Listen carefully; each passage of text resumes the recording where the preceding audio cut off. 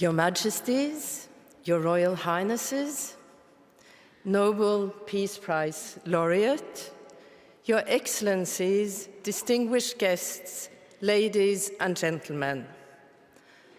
The Norwegian Nobel Committee has awarded the Nobel Peace Prize for 2019 to Ethiopian Prime Minister Abiy Ahmed.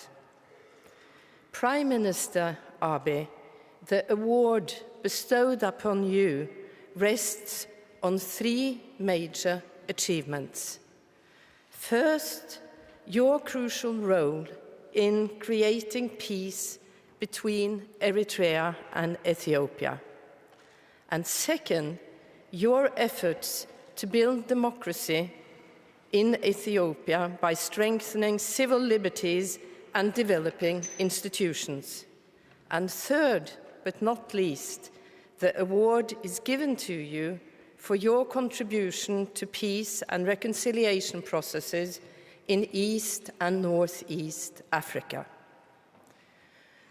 For almost 3 decades, there has been serious discord between Eritrea and Ethiopia, at times even full war between the two countries. The hostilities have involved land disputes, military clashes along your common borders, and a permanent breach in diplomatic and political relations. Since 2002, it has been developed into what has become known as a no peace, no war situation. Prime Minister Abiy, you have been called the man of the moment, since during your first days in office as Prime Minister, you recognized the impetus which the transitional moment gave you and swiftly addressed the deadlocked situation. You seized the initiative and were the main architect behind the peace negotiations that were successfully conducted with Eritrea. However, without the positive response of President Isaias Afwerki, the conclusion of the two peace treaties would not have been possible. This has brought significant changes. The two nations of Eritrea and Ethiopia have in fact declared peace. That in itself is a major step forward. The peoples of the two countries are increasingly able to travel and reunite. Border disputes have been settled and demarcation lines have been drawn up in accordance with the arbitration ruling of an international boundary commission back in 2002. Political and diplomatic relations have been restored. However, much work remains to fully implement the intentions of the peace agreements. Several important border crossings remain closed, and the peoples of Eritrea and Ethiopia therefore have limited access to one another.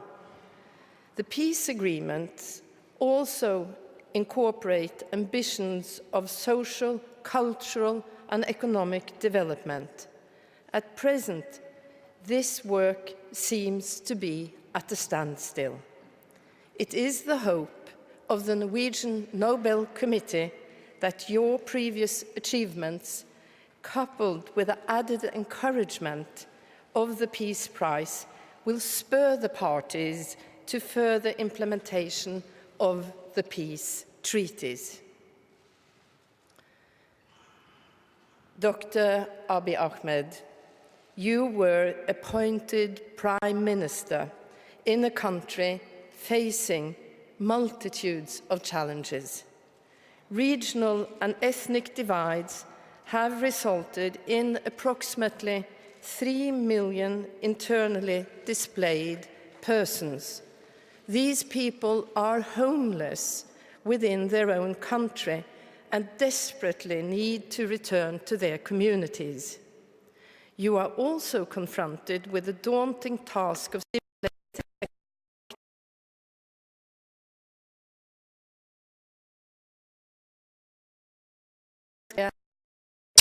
infrastructure. All of these tasks are critical building blocks in the process of constructing peace.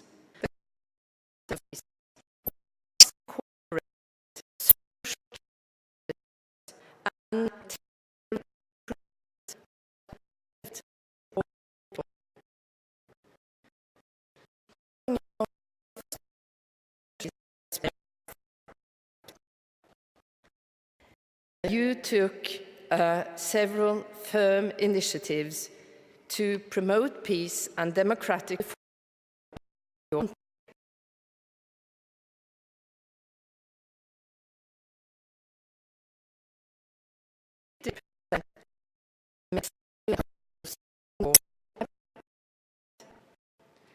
As a woman myself, I would say that this is a wise move.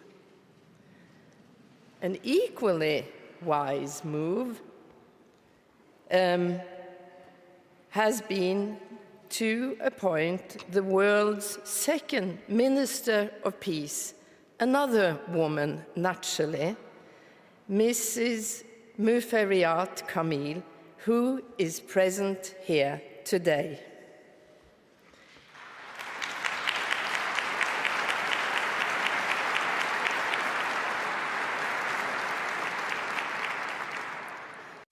Even the President of Ethiopia is now a woman.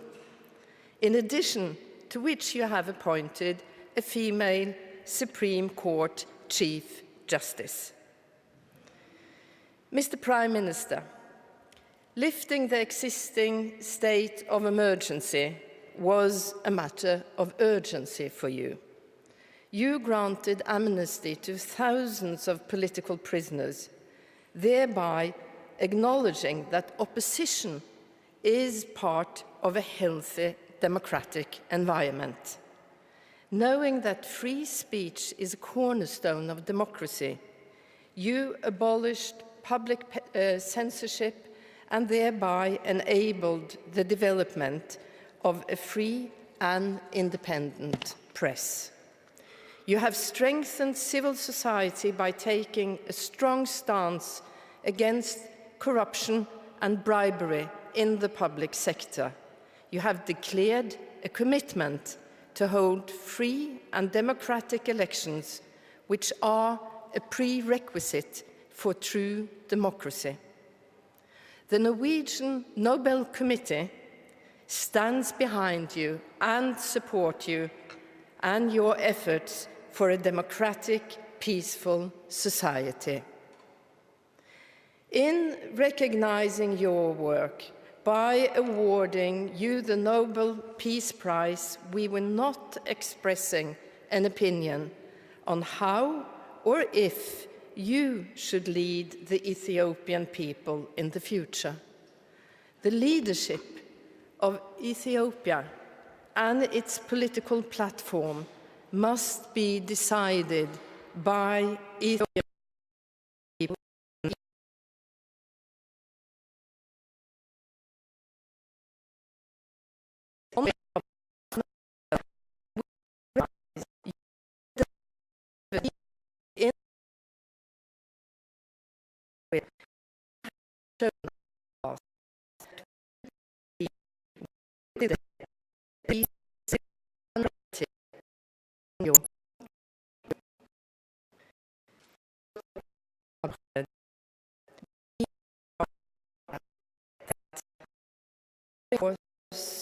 Of your life, you have walked several different paths. You were born into a traditional family of simple means, to a mother who was an Amara Orthodox Christian and to a father who was an Oromo Muslim. Diversity seems to be in your origin. As an adult, you had a long military career, including participation in a United Nations peacekeeping operation in Rwanda, and before permanently entering Ethiopian politics, you held the rank of Lieutenant Colonel. On top of that, you have been able to complete your PhD at the Institute of Peace and Security Studies at the University of Addis Ababa. And please permit me to also add a personal trait to your list of merits: your profound humility. You rarely speak publicly of your achievements and your success. The complexity of your background has made you well suited for the third task encompassed in our acknowledgement of your achievements today, namely your work for peace and reconciliation in the East African region. You have put yourself at the disposal of your neighbors in the region to mediate disputes and conflicts. In Sudan, you have mediated between the military regime and the civil opposition to find a transitional solution in the aftermath of Omar al-Bashir's leadership. Your efforts have been much appreciated by the parties involved, and it has resulted in a signing of a draft constitutional declaration which aims at ensuring a smooth transition into civil rule. You have also been engaged in peace and reconciliation talks in South Sudan and have been willing to address the very real need of both Sudan and South Sudan to find and revitalize peaceful solutions to the great troubles that have afflicted their countries. Additionally, you have sought to mediate between Kenya and Somalia in their protracted conflict over rights to a disputed marine area. There is now hope for a resolution to this conflict. And finally, you made crucial contributions to normalizing the diplomatic and political relationship between Djibouti and Eritrea. You have, by this, demonstrated an understanding that peace among neighbors is essential in a troubled region. You have made common cause with all the stakeholders from Eritrea, Djibouti, Sudan, South Sudan, and Kenya, who have participated in promoting mediation and peaceful resolution. You represent a new generation of African leaders who realize that armed conflict and ethnic hostilities must be resolved by peaceful means. This year's Peace Prize is a recognition of all the efforts made by all the nations and individuals involved. They say that good news rarely arrives from the Horn of Africa. Historically, good news did in fact come from Africa. Ethiopia is the cradle of humankind. The first Homo sapiens emigrated from the territory of your country. In this sense, we are all Ethiopians.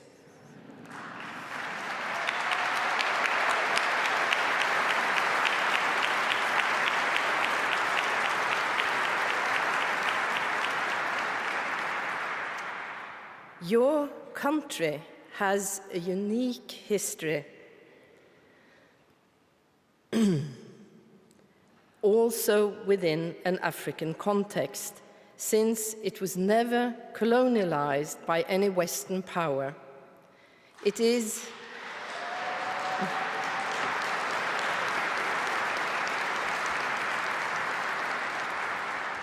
and it is in part for this very reason that Ethiopia is home to the African Union.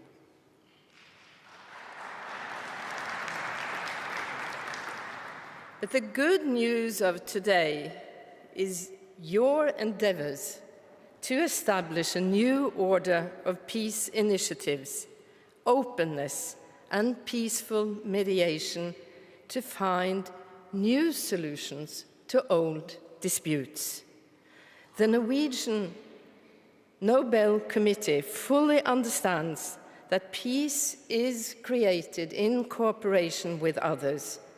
But when we are awarding the Peace Prize to you as an individual, because you have personally made an extraordinary difference across several arenas, it is the totality of your efforts that convinced us that it is you, Mr. Prime Minister, who have made the most significant contribution to peace in the past year.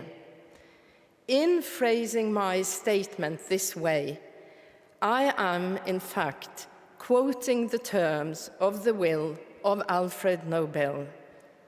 You have also fulfilled another requirement according to the will, namely to strengthen fraternity, both between peoples and between nations.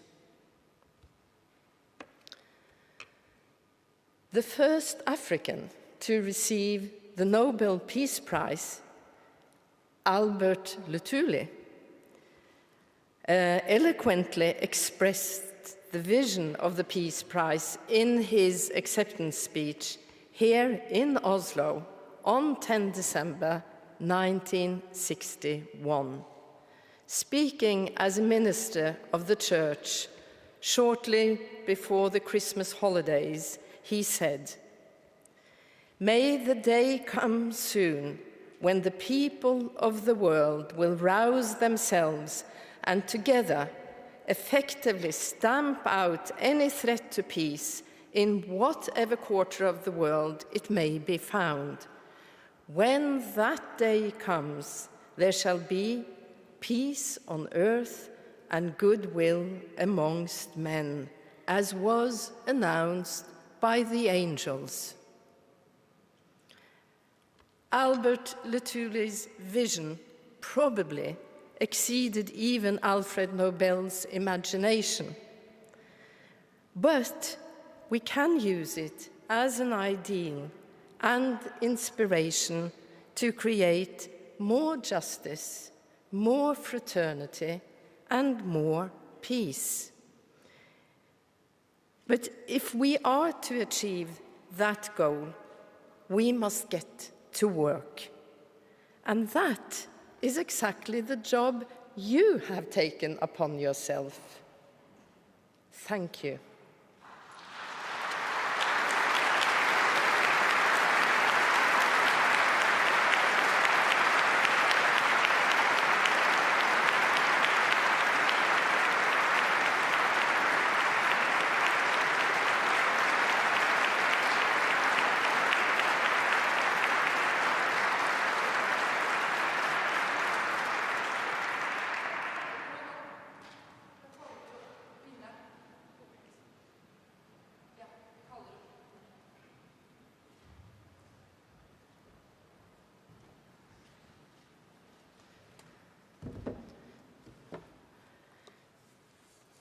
Mr. Prime Minister, I got lost in words. I'm here to give you an award in the form of a diploma and a gold medal.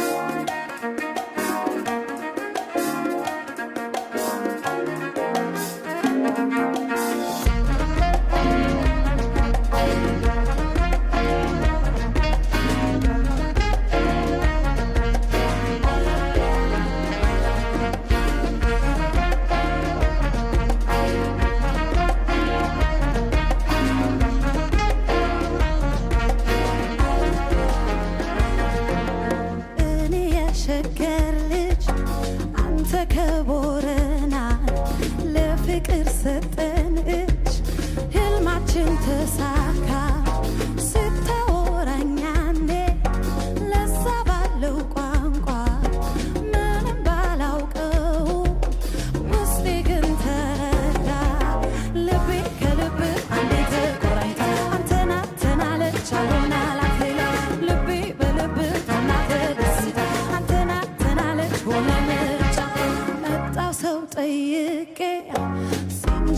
ዳብዬ ፍቅሬን ልገልጽልህ ሞከርኩ ተኮላትፌ አንተ ፈገግ እያልክ ሙከራዬ ገብቶ ሲጃለዴ ብለህ መለስክልኝ በቶሎ ልቤ ከልብህ አንዴ ተቆራኝታ አንተና ትናለች አልሆን አላት ሌላ ልቤ ከልብህ ታምና ተደስታ አንተና ትናለች ሆነ ምርጫዋ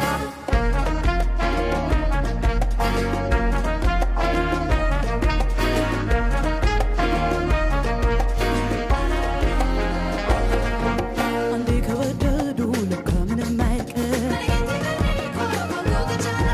ያንተና የኔ ቤት የሞላው በፍቅር አንተም እኔን ብለህ እኔም ላንተ ሳድር መተሳሰብ ብቻ የለብን ክርክር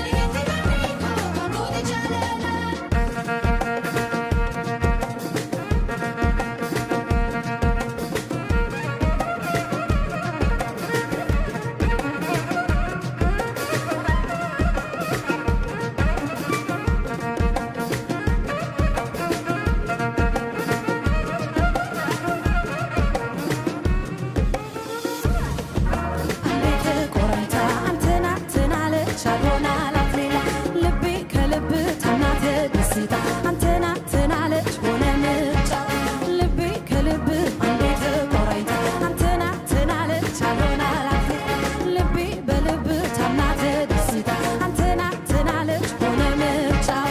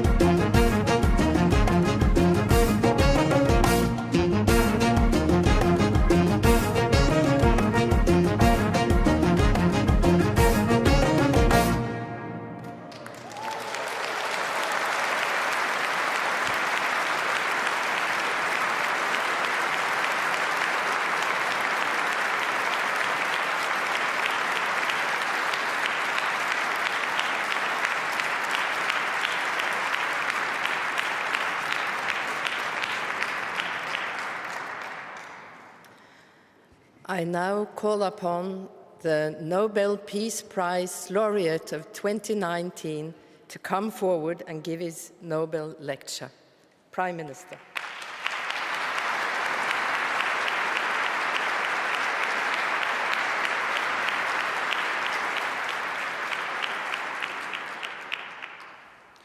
Your Majesties, Your Royal Highnesses, distinguished members of the Norwegian Nobel Committee, fellow Ethiopians, fellow Africans, citizens of the world, ladies and gentlemen. I am honored to be here with you today and grateful to the Norwegian Nobel Committee for recognizing and encouraging my contribution to a peaceful resolution of the border dispute between Ethiopia and Eritrea. I accept this award on behalf of Ethiopians and Eritreans, especially those who made the ultimate sacrifice in the cause of peace. Likewise, I accept this award on behalf of my partner and comrade in peace, President Isaias Afwerki, whose goodwill, trust,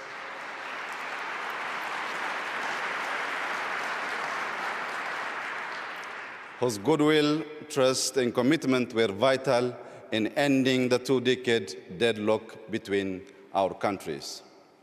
I also accept this award on behalf of Africans and citizens of the world for whom the dream of peace has often turned into a nightmare of war. Today, I stand here in front of you talking about peace because of faith. I crawled my way to peace through the dusty trenches of war years ago. I was a young soldier when war broke out between Ethiopia and Eritrea. I witnessed firsthand the ugliness of war in frontline battles. There are those who have never seen war but glorify and romanticize it. They have not seen the fear. They have not seen the fatigue. They have not seen the destruction or heartbreak, nor have they felt the mournful impotence of war after the carnage. War is the epitome of hell for all involved. I know because I have been there and back. I have seen brothers slaughtering brothers on the battlefield. I have seen older men, women, and children trembling in terror under the deadly shower of bullets and artillery shells.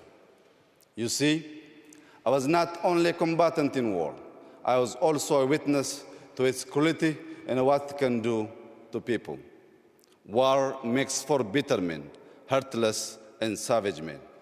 20 years ago, I was a radio operator attached to an Ethiopian army unit in the border town of Badime.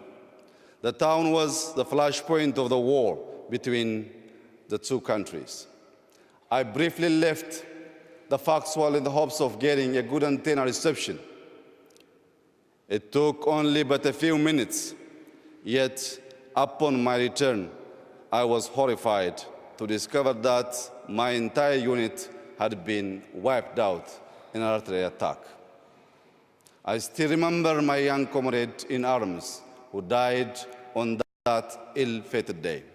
I think of their families too.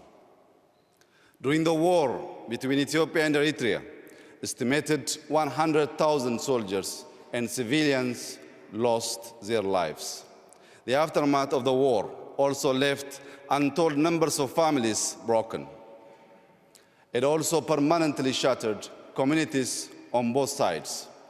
Massive destruction of infrastructure further amplified the post-war economic burden. Socially, the war resulted in mass displacements, loss of livelihoods, deportation, and denationalization of citizens. Following the end of active armed conflict in June 2000, Ethiopia and Eritrea remained deadlocked in stalemate of no war, no peace for 2 decades.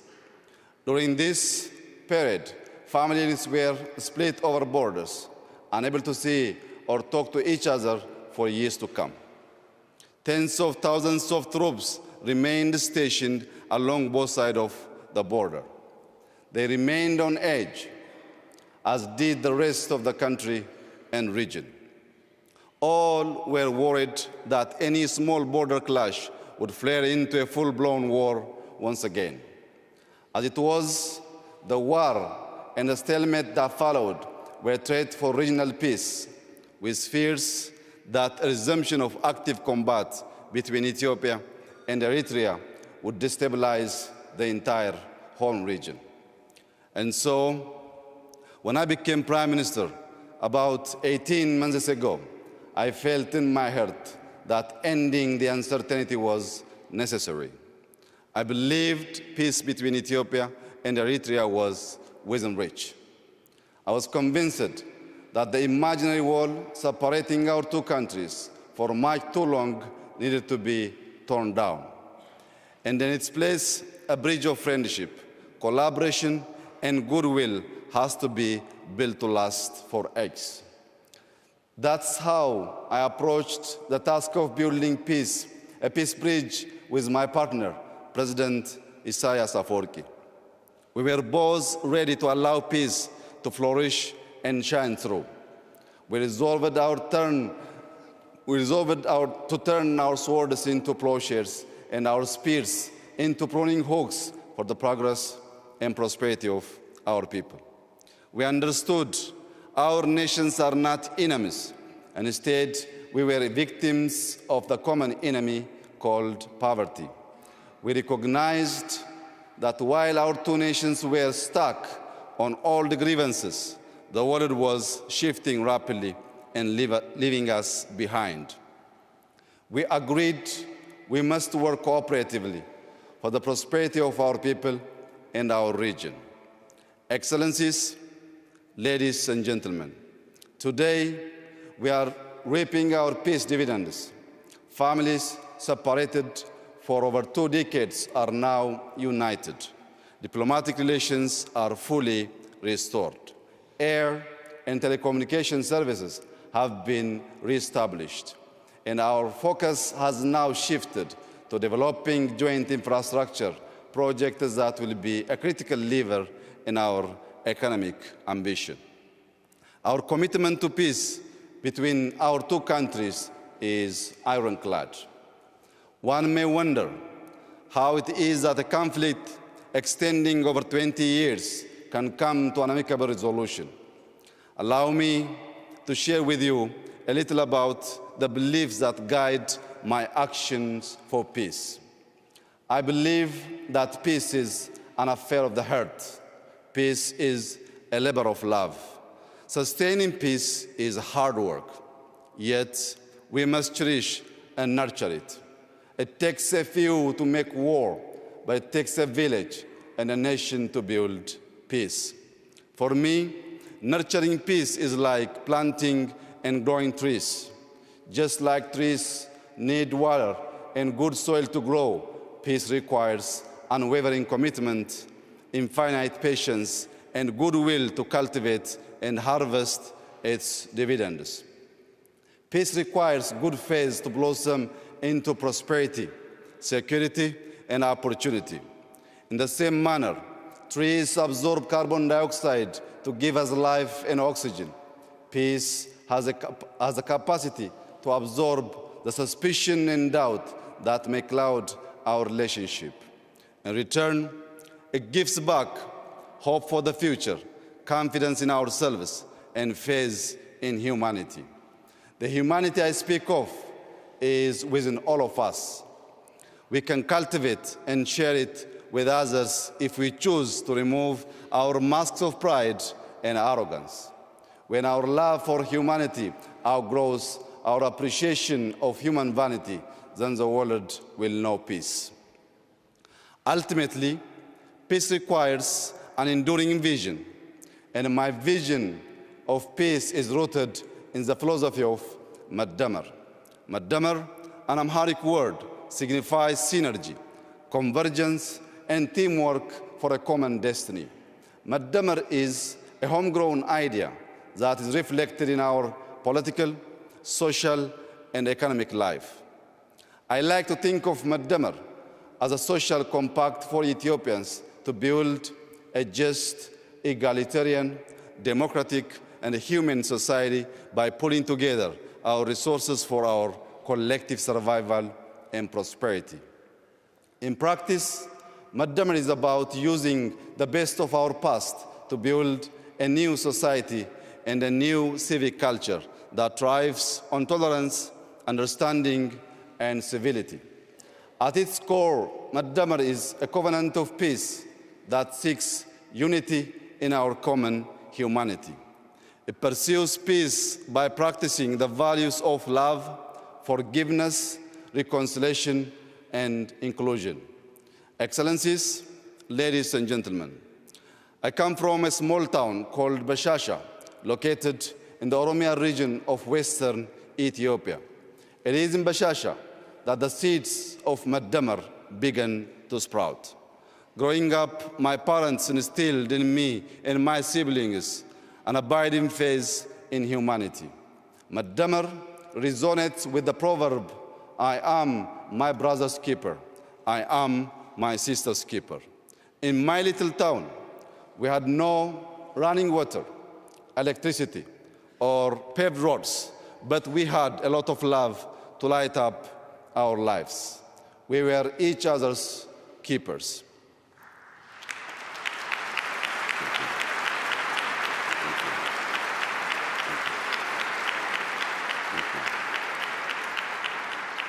Faith, humility, integrity, patience, gratitude, tenacity, and cooperation, of course, are like a mighty stream. And we travel together on 3 country roads called love, forgiveness, and reconciliation. In the Madamar idea, there is no us and them. There is only us, for we are all bound by a shared destiny of love, forgiveness, and reconciliation. For the people in the land of origins, in the 13 months of sunshine, Maddamar has always been second nature. Thank you very much. Thank you. Ethiopians maintained peaceful coexistence between the followers of the two great religions because we always came together in faith and worship. We, Ethiopians, remained independent for thousands of years because we came together to defend our homeland. The beauty of our Ethiopia is its extraordinary diversity. The inclusiveness of Maddamar ensures no one is left behind in our big extended family. It has also been said, no man is an island. Just the same, no nation is an island. Ethiopia's Maddamar-inspired foreign policy pursues peace through multilateral cooperation and good neighborliness. We have an old saying, በሰላም እንድታድር ጎረቤትህ ሰላም ይደር። ዮ ኦላን ነገያም ብለ Thank you. Yo ollan nagam bule, nagam bulani. It is a saying. Thank you. It is a saying shared in many African languages, which means for you to have a peaceful night, your neighbor shall have a peaceful night as well. The sense of this proverb guides the strengthening of relations in the region. We now strive to live with our neighbors in peace and harmony. The Horn of Africa today is a region of strategic significance. The global military superpowers are expanding their military presences in the area. Terrorist and extremist groups also seek to establish a foothold. We don't want the Horn to be a battleground for superpowers nor a hideout for the merchants of terror and brokers of despair and misery. We want the Horn of Africa to become a treasury of peace and progress. Indeed, we want the Horn of Africa to become the horn of plenty for the rest of the continent. Excellencies, ladies and gentlemen, as a global community, we must invest in peace. Over the past few months, Ethiopia has made historic investments in peace, the returns of which we will see in years to come. We have released all political prisoners. We have shut down detention facilities where torture and vile human rights abuses took place. Today, Ethiopia is highly regarded for press freedom. It is no more a jailer of journalists. Opposition leaders of all political stripes are free to engage in peaceful political activity. We are creating an Ethiopia that is second to none in its guarantee of freedoms of expression. We have laid... Thank you. Thank you. Thank you. Thank you very much. Thank you. We have laid the groundwork for genuine multi-party democracy, and we will soon hold a free and a fair election.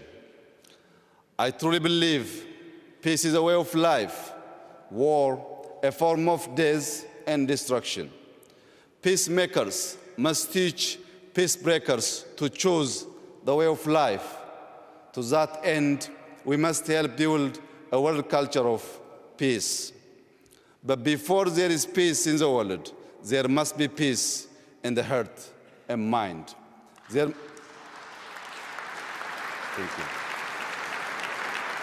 Thank you. There must be peace in the family, in the neighborhood, in the village, and the towns and cities. There must be peace in and among nations. Excellencies, ladies and gentlemen, there is a big prize for enduring peace. A famous protest slogan that proclaims no justice, no peace, calls to mind that peace thrives and bears fruit when planted in the soil of justice. The disregard for human rights has been the source of much strife and conflict in the world. The same holds in our continent, Africa. It is estimated that some 70% of Africa's population is under the age of 30. Our young men and women are crying out for social and economic justice. They demand equality of opportunity and an end to organized corruption. The youth insist on good governance based on accountability and transparency. If we deny our youth justice, they will reject peace. Standing on this world stage today, I would like to call upon all my fellow Ethiopians to join hands and help build a country that offers equal justice, equal rights, and equal opportunities for all its citizens.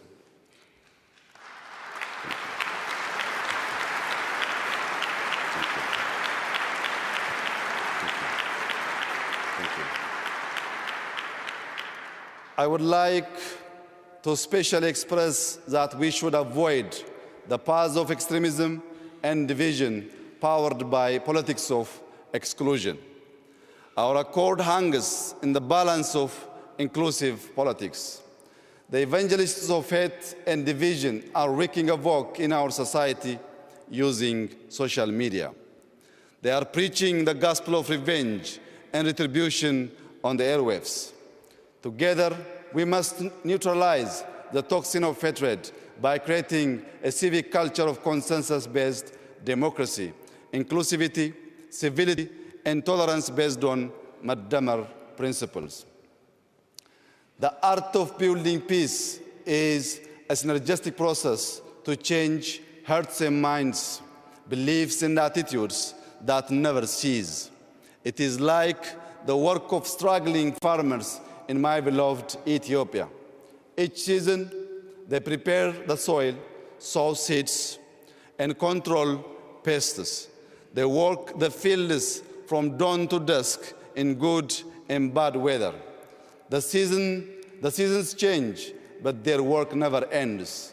In the end, they harvest the abundance of their fields. Before we can harvest peace dividends, we must plant seeds of love, forgiveness, and reconciliation in the hearts and minds of our citizens. We must pull out the weeds of discord, hate, and misunderstanding, and toil every day during good and bad days too. I am inspired by a biblical scripture which reads, "Blessed are the peacemakers, for they shall be called the children of God." Equally,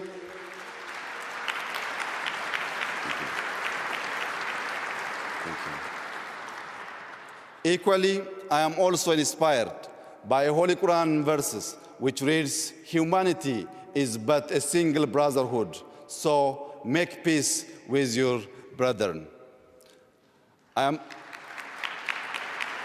Thank you very much. Thank you. I am committed to toil for peace every single day, and in all seasons, I am my brother's keeper. I am my sister's keeper too. I have promises to keep before I sleep. I have miles to go on the road of peace.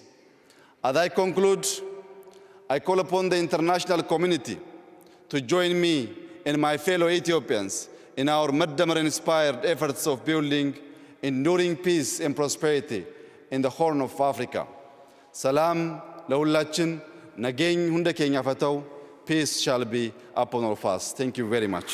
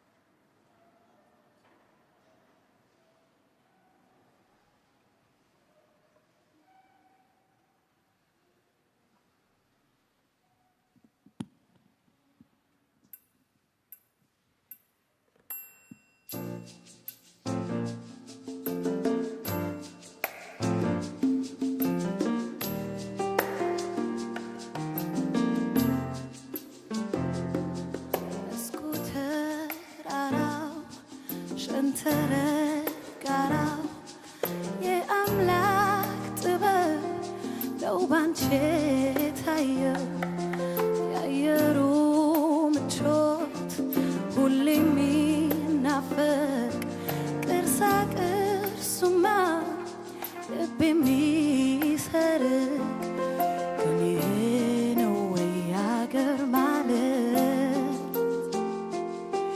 ለዚህስ ብቻ ነው የሞቱለት የተፎከረው የተለቀሰው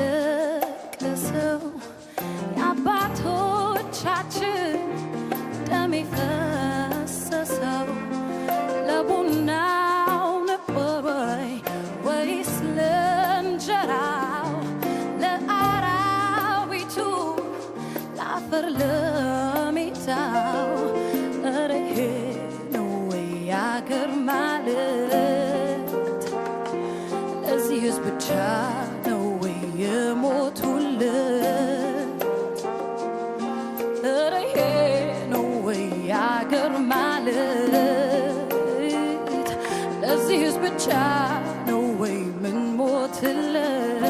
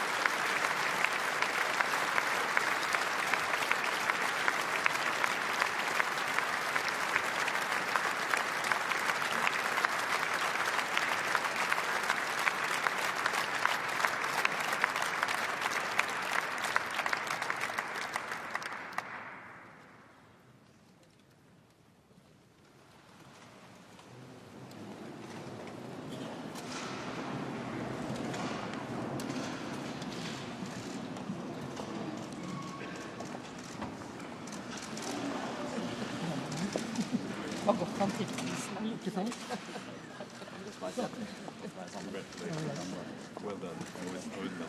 Thank you for your